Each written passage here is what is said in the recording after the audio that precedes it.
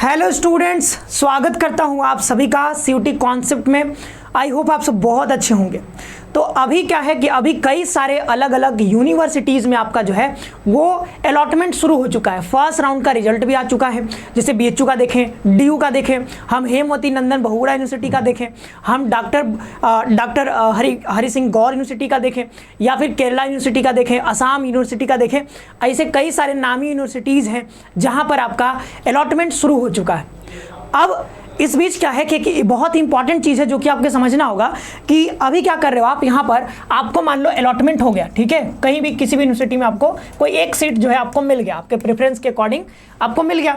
अब उसके बाद आप क्या करते हो, एक्सेप्ट करते हो। एक्सेप्ट करने के बाद क्या होता है, डॉक्यूमेंट वेरिफिकेशन होता है। देन यहाँ पर क्या होता है आपका, इसके बाद आपको पेमेंट का लिंक मिल जाता है, ठीक है। पेमेंट अभी बीएचयू में सुनने में आया है कि बीएचयू में जो है इसमें टाइम नहीं दिया जा रहा है, मतलब इसमें बहुत कम टाइम लग रहा है। सीधा सीधा एक्सेप्ट के बाद पेमेंट का ऑप्शन आपको दिख रहा है बीएचयू में, ठीक है।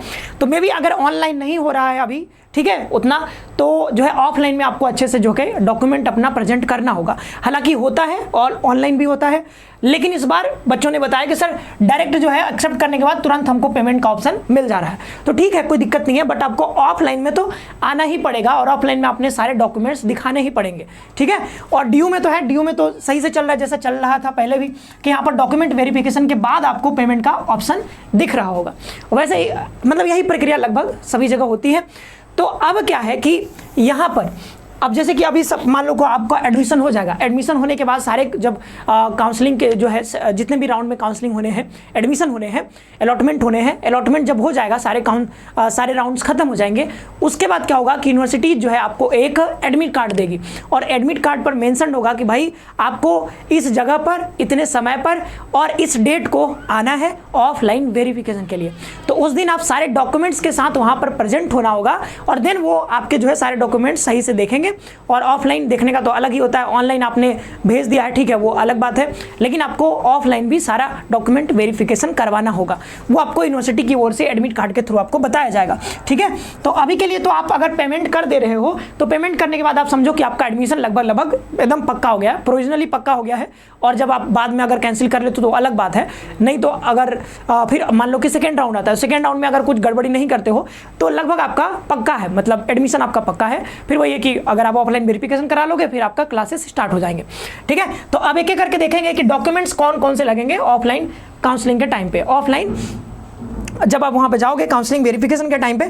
लेकिन उससे पहले चैनल को सब्सक्राइब कर लेना, साथ ही साथ बेल आइकन भी प्रेस करके रखना। और जो भी बच्चे, जो भी आपके अगर बड़े भाई बहन हैं या छोटे भाई हैं, जो भी अगर तैयारी करना चाह रहे सीयूटी की, सीएचएस की या फिर एनसीटी बीएड की, तो आप हमारे कोर्सेज के बारे में बता सकते हो। 21 अगस्त से जो है हमारी ऑनलाइन फॉर्मेट में क्लासेस स्टार्ट हो रही हैं। अगर आप ये कोर्स ज्वाइन कर लेते हो तो आपको कहीं भी जो है इधर उधर यूट्यूब के चक्कर में जो है आपको टाइम बर्बाद नहीं करना होगा। और फ़ी हमने काफ़ी मतलब उतना रखा नहीं है, हमने जो है बहुत नॉमिनल फ़ी रखा है। तो फ़ी के बारे में भी आप जान सकते हो, इसमें अभी जो है डिस्काउंट भी चल रहा है, तो उसके बारे में भी आप नंबर पर कॉल करके आप पता कर सकते हो। ये हमारी वेबसाइट है सीयूटी कॉन्सेप्ट, आप सर्च कर सकते हो, नहीं तो आप एप्लीकेशन के थ्रू भी जो है ये ज्वाइन कर सकते हो।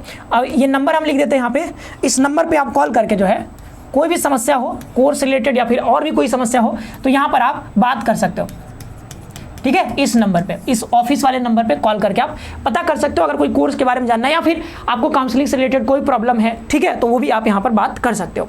चलिए तो आगे बढ़ते हैं। अब यहाँ पर देखो, ये एक एक डॉक्यूमेंट के बारे में जान लेते हैं, कौन कौन से डॉक्यूमेंट आपको चाहिए। तो इसमें से डॉक्यूमेंट लगभग आप पहले भी जान रहे हो, ठीक है, लेकिन एक दो डॉक्यूमेंट आपको नया भी दिखने को मिल सकते हैं, ठीक है। ये देखो सीयूटी का एडमिट कार्ड, जो एडमिट कार्ड था वो आपको लेकर के जाना होगा, ठीक है। देन यहाँ पर सीयूटी का स्कोर कार्ड कि भाई आपके कितने मार्क्स आए थे, स्कोर कार्ड भी लेकर के जाना होगा। और साथ ही साथ जो है ये जो है एक एडमिट कार्ड यूनिवर्सिटी की तरफ से भी आपको दिया जाएगा, ठीक है। एडमिट कार्ड ये तो सीयूटी वाला है, जब आप एग्जाम देने गए थे वो वाला है, ठीक है। ये एडमिट कार्ड यूनिवर्सिटी की ओर से भी, जिसमें आपको मेंशन होगा कि किस डेट पर और किस टाइम पर और वेन्यू भी मेंशन होगा, ठीक है, कि किस जगह पर आपको यहाँ पर काउंसलिंग के लिए आना है, ऑफलाइन वेरिफिकेशन के लिए, फिजिकल वेरिफिकेशन के लिए। तो वो सब चीज़, उसके लिए भी एक एडमिट कार्ड यूनिवर्सिटी आपको देगी, ठीक है। तो वो भी आपको लेकर के जाना होगा, मतलब वो तो आपके पास रहेगा ही, ठीक है, उसी से आपको पता चलेगा। देन आपको मार्कशीट और सर्टिफिकेट चाहिए। सर्टिफिकेट क्यों चाहिए? सर्टिफिकेट देखो, मार्कशीट तो हो गया, सर्टिफिकेट भी चाहिए होता है ताकि पता लग सके कि आपका एज क्या है। ये आप समझो कि एज का सर्टिफिकेट है कि आप कितने, आपका उम्र कितना है, तो वो कहाँ से पता चलेगा? तो वो क्लास 10th के सर्टिफिकेट से। तो सर्टिफिकेट भी आपको चाहिए होगा। ये समझो कि आपका बर्थ सर्टिफिकेट का काम करता है यहाँ पे।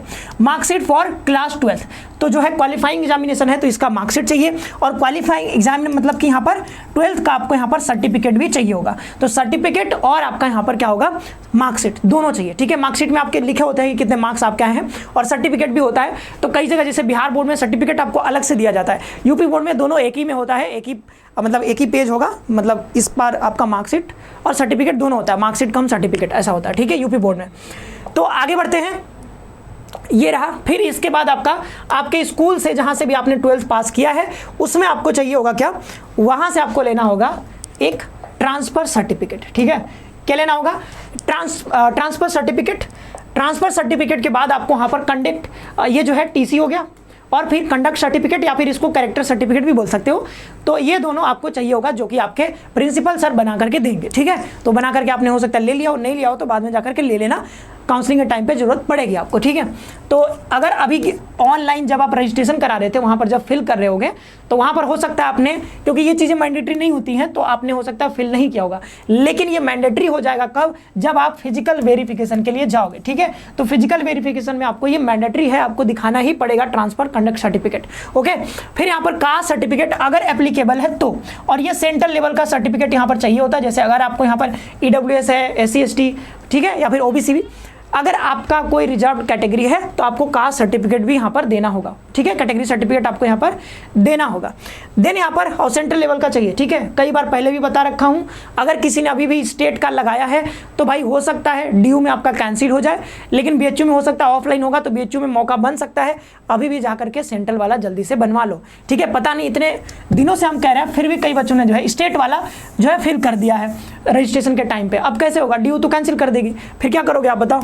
फिर यहाँ पर देखो पासपोर्ट साइज फोटोग्राफ्स, मतलब ऐसे 5, 6, 7 ऐसे फोटोग्राफ आप अपने पास रखना, क्योंकि जरूरत पड़ती है वहां पर जब ऑफलाइन काउंसलिंग कराने जाओगे तो वहाँ पे आपसे मांगा जाता है पासपोर्ट साइज फोटोग्राफ, तो यहाँ पर रखे रहना अपने साथ, ठीक है। फिर गवर्नमेंट द्वारा इशू किए गए कोई फोटो आइडेंटिटी प्रूफ, जिसमें फोटो या फिर आपके पास मतलब यहाँ पर कोई भी इसमें से एक हो सकता है, आधार हो, पैन हो, वोटर ID हो, पासपोर्ट हो, या फिर और स्कूल की जो ID होती है, ठीक है, वो सब भी यहाँ पर चल जाएगा। तो जिसमें आपका फोटो हो, तो आधार, पैन, फोटो, इसमें से कोई भी एक लेकर के रखना, क्योंकि कई बार मांगा जाता है। कम से कम आधार तो आपके पास रखना ही होगा, आपको लेकर के जाना आधार, ठीक है।